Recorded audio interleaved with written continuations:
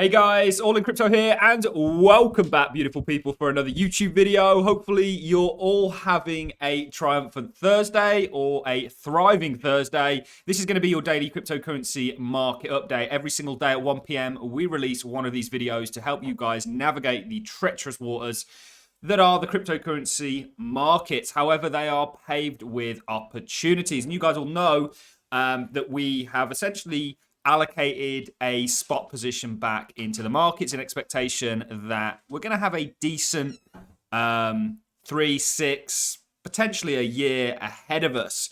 Now, with all that being said, there is definitely a lot of risk still on the table. We've all seen the Credit Suisse news. And essentially, the Swiss National Bank has came out and said that they will back Credit Suisse in a similar kind of fashion to what Biden was saying, and central banks essentially stepping in and saying, look, we will back, these banks are too big to fail at this point, and we have the power to save them through printing and stimulus. We're in a complete joke economy. Crypto has never, ever been so relevant because ultimately money is an IOU. So you have the asset and the liability.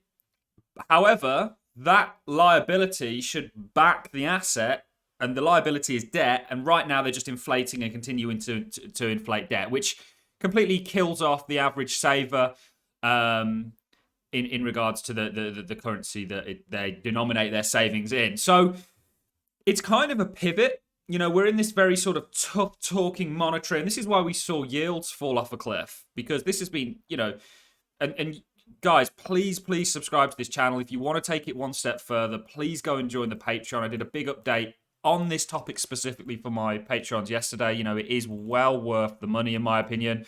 But this is tough talking. So you got a tough talking Fed here. And now with Silicon Valley Bank, which is the second largest bank, and of course others, there's kind of been this pivot. You know, we can't be as tough. And that's really what you're kind of getting. Toughness and then a relapse of that toughness. However, just to share some of what I spoke about yesterday, the issue you've got is a pivot is typically bad for markets, right? Historically. Okay? And there's lots of similarities. You know, you can see this in nice Bitcoin orange. We've got the Fed funds rate. We're going to be talking about some comments from Lynn Alden. And of course, Michael Burry may be calling the bottom here, potentially. We'll talk about that.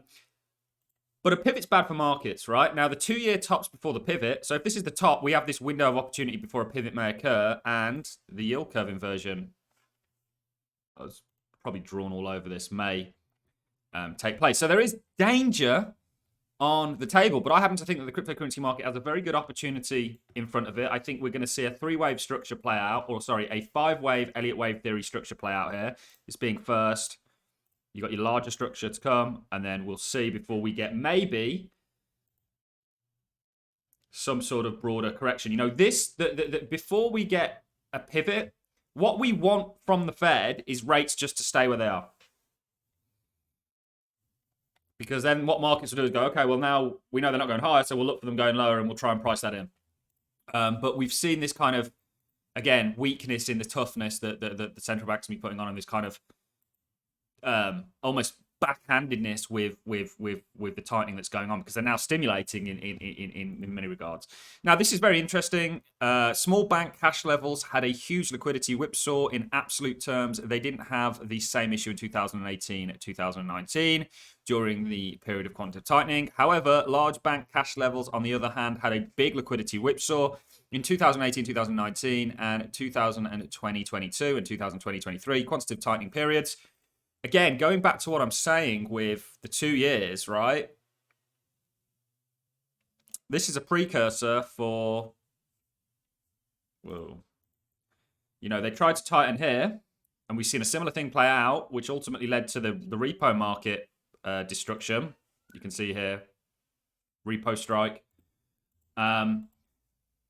Or spike, sorry. And ultimately, subsequently, 6 months after this, we had the March 2020 issue, which the yield curve predicted. So, you know, we have to be very mindful that there is a danger. There's a wolf lurking, okay? And we need to try and prepare for when that wolf may attack And that's certainly something I'm very interested in doing.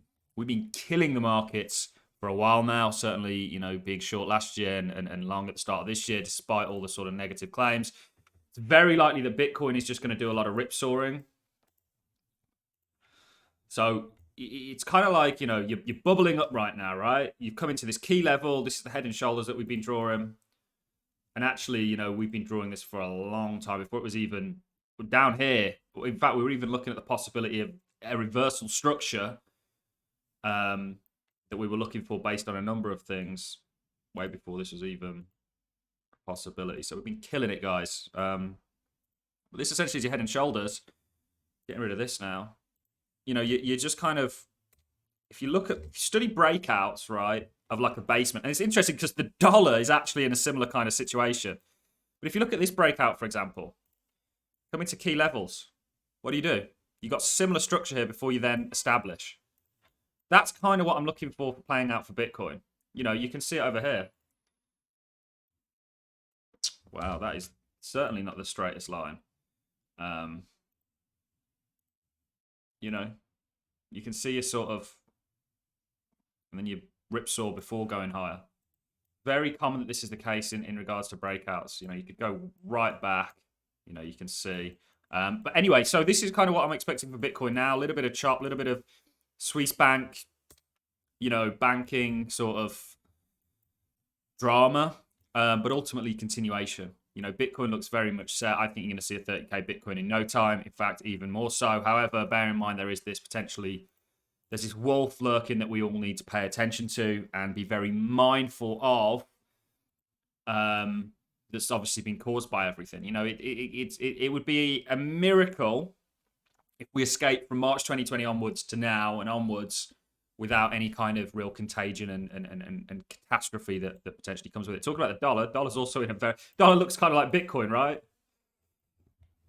Which is interesting because actually we saw a spike in the dollar yesterday, which had quite a lot of people ask me about. Why was that? Well, the euro figures came out pretty lackluster. And we actually have done a lot of analysis on the dollar and we'll continue to do so. Japanese yen, you guys know I love a double bottom. You know, this is, you know, against the pound.